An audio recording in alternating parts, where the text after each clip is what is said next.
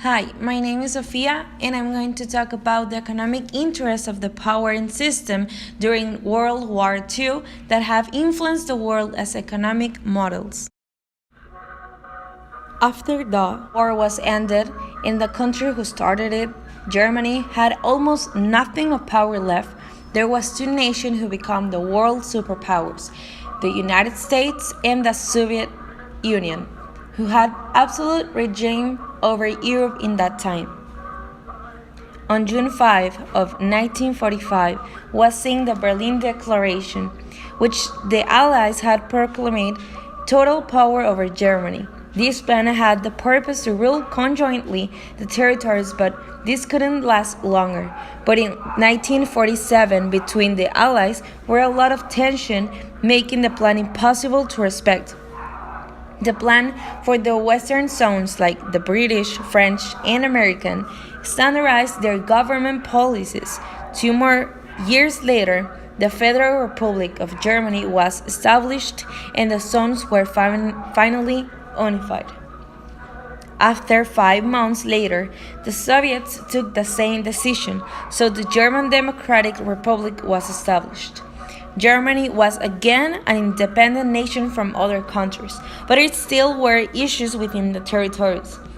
The communist rules reigned to favor the political interests of the USSR. Austria was set free just after the last military troop retreated as neutral until 1955. The D-Day is known because of when the Allies invaded France on June 6 of 1944. 2 months later, Paris was set free from Hitler. Germany was losing power. The Soviets ended the last great battle, taking the city of Berlin. The US and Soviets divided the remaining territory.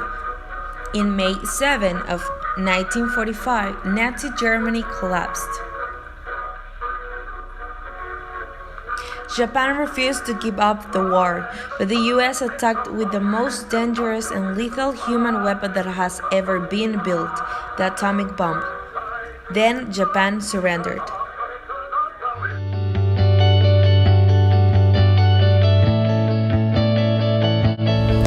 In my opinion, both movements are a good idea for countries that has a good government administration. Countries like Iceland, which when it decided to become communist, they had an incredible economy, being a first world country.